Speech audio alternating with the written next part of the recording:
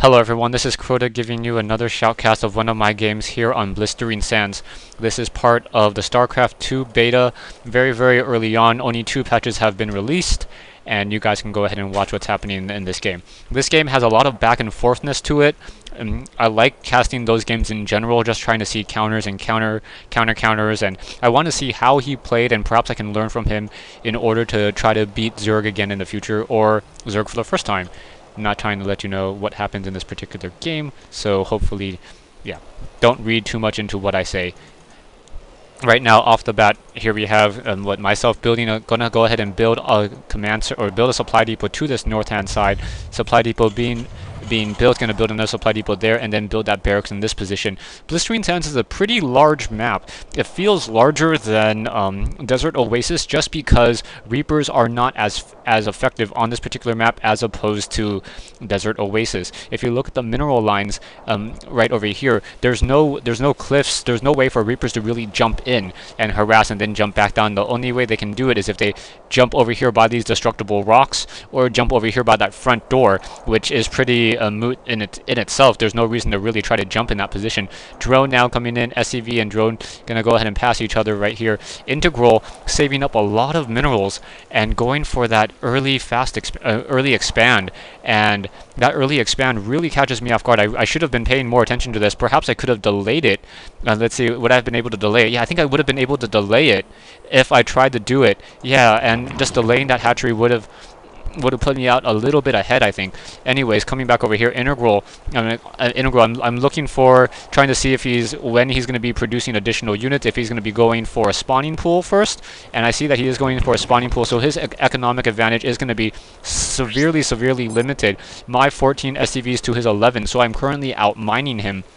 But besides out mining him, he will get very strong very quickly due to this hatchery. So I need to put on the pressure. I need to put on pressure in order to really perhaps try to take down that hatchery, kill some drones. I learned some lessons from that last Terran versus Zerg game that I had. Hopefully that will come back a little bit better. Hatchery coming into here.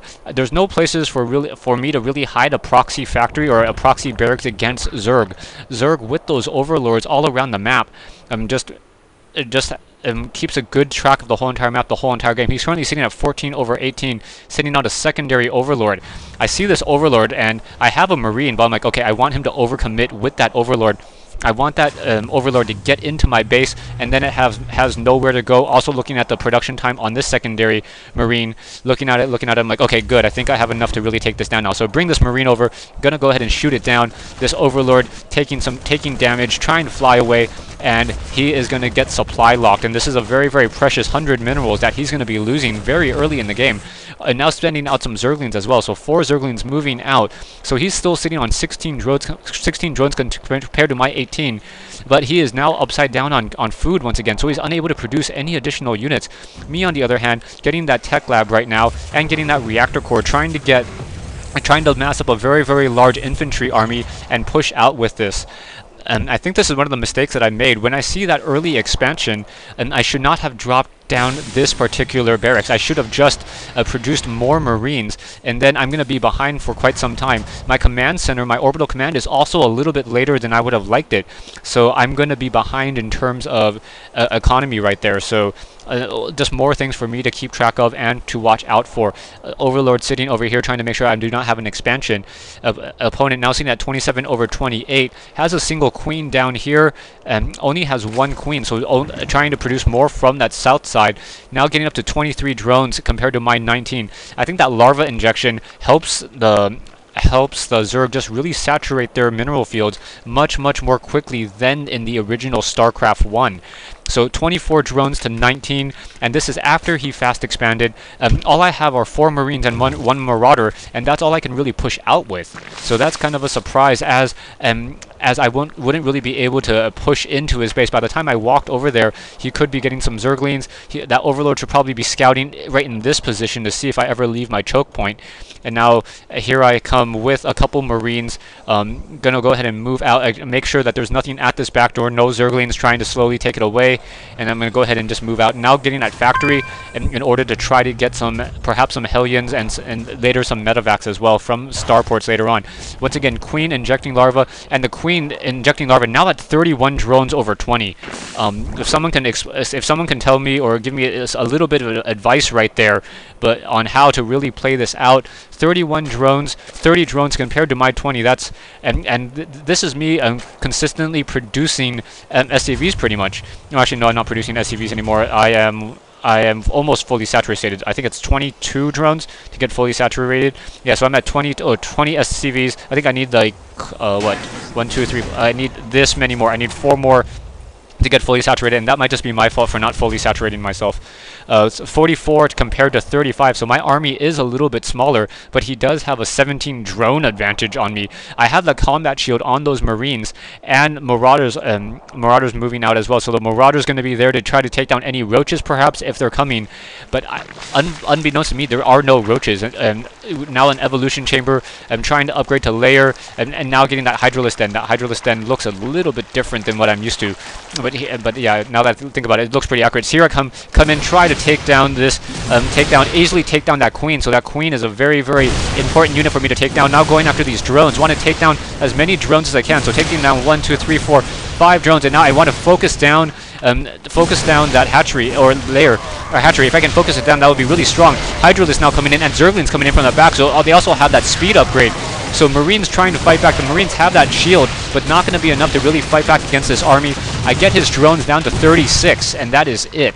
A couple of Zerglings left behind, and now my army is 1 Marauder and 20 SCVs compared to a much larger Zerg force than I would be able to mass. Currently, we also have some Overlords spawning creep here and here, making sure that I am not taking an expansion. I'm gonna go ahead and move out with my units once again. I'm macroing pretty well, sitting around 400 minerals, producing Hellions, as well as those Hellions are going to be good counter to those Hydralisks. Those Hellions will be dealing a very, very effective, I think 14 damage. I forget to get the upgrade on the Hellions. I think that the Hellions really need that upgrade in order to do it. It's one of those give or takes for the Hellions. You almost need double factories because you want to produce Hellions from a factory with a reactor core, but you need a research, so it almost forces you to get into a double factory and delay. Perhaps this barrack should have been a factory instead. Now moving out, going to go ahead and take down this Overlord once again. So taking down that's a second Overlord. Opponent now sitting at 65 over 68, not really able to do very much, but now sitting on what, 7 Hydralisks, those 2 hatcheries producing pretty much like 6 hatcheries right now, and the game is just going to continue right now. He's moving out with those Zerglings. Going to go ahead and just stand on this creep again. Units do move faster on that creep. So those drones now. Oh, Integral setting up another expansion here. Wow, Integral expanding all over the map, and also going to be trying to take down these destructible rocks. I was wondering how the outcome of this game went. I have a single medevac, some Hellions. Those Hellions going to be doing 14 damage towards those Hydralisks. Hydralisk now trying to shoot down those destructible rocks. Destructible rocks will get destroyed. Down they go, and perhaps he's going to set up even a high yield mineral. I think he just out macros me. Another Overlord's out around the field, going to try to take down this Overlord, but the Overlord has that speed upgrade. Marines have stim, but I did not stim in time, so here I am going to be coming into this position, trying to take down more Overlords, perhaps trying to take down another hatchery that he's going to be bringing into play, trying to take down these units. But unbeknownst to me, here comes some Zerglings from the back, and I get pinched. Not knowing that there was a Zerg force outside of his base already. So trying to fight between 2 armies right here. Those Hellions doing a good job trying to take out more units, but once again, Hydralisk coming back out again and just spawning up a very, very large army. His army size is, what, 76 over 84 compared to my 38 or like 59 as my maximum size. So his current size after a fight is larger than my maximum size. I think the Zerg are very, very good at swarming units right now. I don't know, perhaps everyone's going to flame me if I say that Zerg are still a little bit more powerful than Terran in this particular matchup.